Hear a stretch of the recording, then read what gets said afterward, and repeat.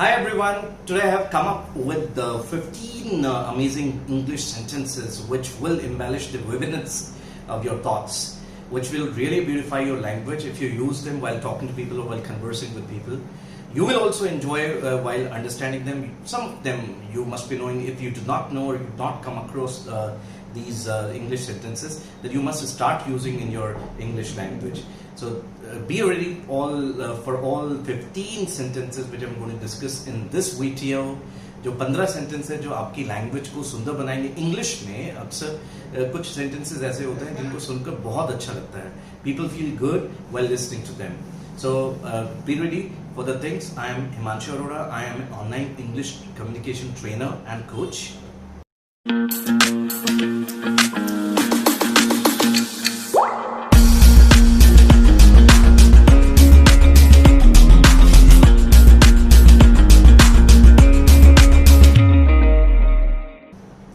So in this video we will discuss the things which are really pivotal for all of us for making our language beautiful. So I hope you are ready to listen to it. The first sentence is have a whale of a time. Have a whale of a time. It means when you want to tell people that खूब मजा कीजिए अपनी life में, खूब enjoy कीजिए. जैसे कोई भी व्यक्ति आपसे मिलकर जा रहा है या फोन पर रख रहा है तो आप उसको कहते हैं खूब एंजॉय करो. तो या तो लोग बोलते हैं have a time of your life, या बोला जाता है have a whale of a time. Have a whale of a time. OF is always pronounced as अब. मेरे एक वीडियो में मैंने स्टार्टिंग में डाला OF versus OFF. So आप उसको भी सुनिएगा ताकि you can understand the pronunciation of this word अब. So खूब मजा कीजिए, खूब एंजॉय कीजिए, तब बोला था have a whale of a time. Have a whale of a time. आपके चेहरे के एक्सप्रेशंस भी वैसे होने चाहिए. Have a whale of a time. Whenever you meet or after meeting, when you're going, you should say. या आपके घर से कोई व्यक्ति जा रहा है, जैसे कुछ मेहमान गेस्ट्स आपके घर पे आए हुए थे और वो जाने लगे हैं, तो आप उनको कह सकते हैं have a whale of a time. The second sentence is long time no see, which means अगर आपको किसी भी व्यक्ति से मिले हुए बहुत लंबा समय हो गया और जब आप अचानक से मिलते हैं तब बोला जाता है लॉन्ग टाइम नो सी. या आप फोन बात करते हैं तब आप बोल सकते हैं लॉन्ग टाइम नो सी. वैसे सी का मतलब देखना होता है, पर किसी व्यक्ति से पर्पस के लिए मिलना भी सी होता है. और इस इंग्लिश एक्सप्रेशन में हम लोग सी वर्ड का यूज करते हैं, इसलिए बोला जाता है लॉन्ग टाइम नो सी. लॉन्ग टाइम नो सी, लॉन्ग टाइम नो सी. तो आप लोगों को भी जब कोई व्यक्ति बहुत लंबे समय बाद मिले, हालांकि कई बार ऐसा भी होता है कि कोई व्यक्ति आपसे 2 दिन बाद मिला है पर वो भी आपको लगता है बहुत लंबा समय हो गया, then also you can say long time no see. The third sentence is don't take it to heart. हम अक्सर इसकी जगह पर लोग बोलते हैं डोंट माइंड. एक्चुअली में माइंड का मतलब बुरा मानने से नहीं होता. माइंड का मतलब किसी भी चीज को ध्यान रखने से होता है. सो डोंट माइंड का सेंस एक्चुअली में ये है कि आप इस चीज पर ध्यान मत दीजिएगा. पर जब आप ये कहते हैं कि आप बुरा मत मानिएगा या आप दिल से मत लगाइएगा इस चीज को, तब इंग्लिश में कहा था don't take it to your heart. Don't take it to your heart. अब योर की जगह आप चेंज कर सकते हैं. I don't take it to my heart, he should not take it to his heart. जो भी आप बोलना चाहे बताएं. तो पर आप ये बोलते हैं don't take it to heart. Heart ध्यान रखिएगा, चोट लगाना होता है हर्ट. HEART होता है heart. Heart. Don't take it to heart. The next sentence is there is always a room for improvement. वैसे रूम का मतलब कमरा भी होता है, पर रूम का मतलब स्पेस भी होता है. और जब आप कहते हैं कि हमेशा जिंदगी में सीखने के लिए, इंप्रूव करने के लिए एक जगह होनी चाहिए या होती है, nobody is perfect in the world, then people say there is always a room for improvement. This expression or this phrase can be used to a person. जब आप कोई व्यक्ति अगर घमंडी बन रहा है, प्राउड है, वो ये शो करना चाहता है that I am perfect, I do not need to learn, तब आप उसको बोल सकते हैं there is a room for improvement. या आप अपने आप को भी बोल सकते हैं there is always a room for improvement, ताकि आप हमेशा सीखने के लिए तत्पर रहें और सीखते रहें, ज्यादा से ज्यादा सीखें. There is always a room for improvement. The next sentence is, I'm sorry, I was dead to the world. I was dead to the world or I was dead to world means कि मैं दुनिया के लिए सोया हुआ था, मरा हुआ था. अगर आप इसकी ट्रांसलेट करेंगे तो ये देगा I was dead to world, it means मैं दुनिया के लिए मरा हुआ था. पर when you tell people जब मैं घोड़े बेचकर सो रहा था, तो अब आप ये तो कह नहीं सकते कि I was sleeping after selling out the horses. English में कहा था I was dead to world. जब आप थर्ड पर्सन के बारे में बताएं कि I am trying to wake him up but he is dead to world, so you mean to say कि वो इस वक्त ऐसे सो रहा है जैसे घोड़े बेच के सोया हुआ हो, बहुत गहरी नींद पे सोया हुआ है, he is having a sound sleep, then you use he is dead to world. And if you talk about yourself for the past, then you should say I was dead to world. I was dead to world. He dropped me like a hot potato. Oh my God. When there are so many people, they use you, they misuse you, and then they drop you like a hot potato. In Hindi we say कि उसने मुझे दूध में से मक्खी की तरह निकाल कर फेंक दिया. तो in English we say he dropped me like a hot potato. Doesn't it happen sometimes? There are some people, they use you, and once they think that the use is over, now they cannot misuse you more, then they drop you like a hot potato. But I would request to you too also that please do not drop anybody like a hot potato. We should always use people for long. Why we should misuse or use a person for some time? If you want to use a person, but don't drop anybody like a hot potato. So use these expressions in your English language if you want to beautify your English, and definitely people are going to like your English as well. Then we say come again. जब आप किसी को कहते हैं कि वापस बोलेगा, तो आप किसी को speak again, please pardon, sorry, repeat, ये सारे words, sentences, phrases नहीं बोलते हैं. आप इसकी जगह सिर्फ ये बोलते हैं come again, या would you please come again, come again.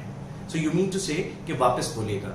Come again का मतलब वापस आना नहीं होता, तो कम अगेन का मतलब है कि वापस बोलेगा. तो इंग्लिश में बोला था come again, come again. Don't leave me on read. Read, read, read, read की सेकंड फॉर्म रेड और थर्ड फॉर्म भी होती है read. And when you say don't leave me on read, you mean to say कि आपने कोई किसी को मैसेज भेजा, ईमेल भेजा, टेलीग्राम भेजा और उसने पढ़ लिया पर उसका रिप्लाई नहीं दिया. So it means he is leaving you on read.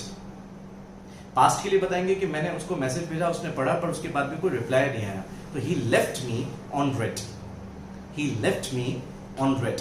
और ये बहुत जगह यूज होगा आपका sentence. Sometimes we also leave others on read. Read की third form read. So we leave others on read. We should not leave others on read. And don't leave me on read. I don't like it. I don't appreciate it at all. He left me on red if you talk about the past. When you tell. जब आप किसी को कहते हैं कि कोई भी आवाज, कोई भी कमेंट्री, सॉन्ग, मूवी सुनने में बहुत अच्छी है, तब आप बोलते हैं it sounds good. It sounds good expression का तब भी यूज किया जाता है जब कोई किसी व्यक्ति ने आपको अच्छी न्यूज सुनाई और न्यूज सुनते ही आपने बोला it sounds good. पर ध्यान रखिए, good आपके चेहरे से भी good लगना चाहिए. It sounds good. और कोई चीज देखने में अच्छी है, it seems good. Another expression, it seems good. जैसे कोई व्यक्ति अच्छे कपड़े पहन के आया, आपने कहा it seems good. It seems good. Good, not good, good. It seems good. So कोई भी चीज अगर देखने में अच्छी लगी, इट सीम्स गुड. सुनने में अच्छी है, it sounds good. The next expression is sorry to chip in. कोई भी आपसे सीनियर व्यक्ति आपके सामने बातचीत कर रहे हैं, बोल रहे हैं, और आप उनको बीच में रोककर इंटरप्ट करना चाहते हैं, रोकना चाहते हैं, तो हम लोग तो कई बार बोलते हैं सॉरी टू इंटरप्ट यू. इससे ज्यादा अच्छा इंग्लिश में फ्रेज बोला था sorry to chip in. Sorry to chip in. इसका सेंस ये है कि मैं बीच में रोकने के लिए आपको क्षमा चाहूंगा. और या किसी भी जो भी व्यक्ति बोल रहा हो, फोन पर भी बोल रहा है आपको, आपने कहा एक सेकंड में कुछ रोकना चाहूंगा आपको इस चीज के लिए, तो sorry to chip in. Sorry to chip in. If some senior is trying to talk to you और any elder person is there, then you can say to that person sorry to chip in. The next expression is keep your ego in your back pocket. This one I like the most. Because when somebody is trying to be egoist, egocentric, egotist, then I tell that person, keep your ego in your back pocket. कुछ लोग self respect को ego से different मानते हैं, पर in my opinion self respect और ego कुछ जगह पर सिमिलरली सेम होते हैं, they are the same basically. So जब आप किसी को कहें कि अपनी ईगो को अपने बैक पॉकेट में रखो, यानी अभी ईगो का इस्तेमाल मत करो, जब जरूरत पड़ेगी तब यूज करना, पर अभी मत यूज करो, देन यू से keep your ego in your back pocket. उसने मुझे उस दिन बहुत सुनाया। He shouted, but I kept my ego in my back pocket. When I started learning English, some people tried to make fun of me, but I kept my ego in my back pocket. And you should keep your ego in your back pocket. You should keep your ego in your back pocket. जब आपका दिमाग खुशी से फूला ना समाए और आप उसकी वजह से गर्व से हो जाएं, या लोग कहते हैं घमंडी हो जाएं, प्राउड फील करने लग जाएं, then we say I feel puffed up. I feel puffed up. ये नेगेटिव और पॉजिटिव सेंटेंसेस में दोनों में यूज किया जाता है, पर नेगेटिव सेंटेंसेस में ज्यादा यूज करते हैं. Like people say there is no sense of talking to him nowadays because he feels puffed up. He has got a lot of money. He feels puffed up. He feels puffed up. यानी उसका दिमाग अब फूला नहीं समा रहा, वो इतना गर्व घमंडी हो गया है किसी भी चीज की वजह से कि now he does not want to talk to people. He feels puffed up. Don't feel puffed up. I feel puffed up. Whenever you say that I can read people, I should come again. I can read through people at a glance. Glance American English में कहा था, British English में कहा था glance. I can read through people at a glance. So you mean to say कि मैं उड़ती चिड़िया के पंख गिन लेता हूँ. लोग कहते हैं ना कि मैं एक बार में ही लोगों को पहचान लेता हूँ वो क्या है. तो इंग्लिश में कहा था I can read through people at a glance. जब आप किसी भी व्यक्ति के बारे में बता रहे हैं कि he is like that or she is like that, and somebody asks you, how do you know about it? And then you say I can read through people at a glance. So I can read through people at a glance. You mean to say that I can understand what they are. What they are. So these are the 15 beautiful English sentences you must use in your English language. If you like the video, please do like it and do subscribe to the channel if you have not subscribed to the channel yet. Thank you.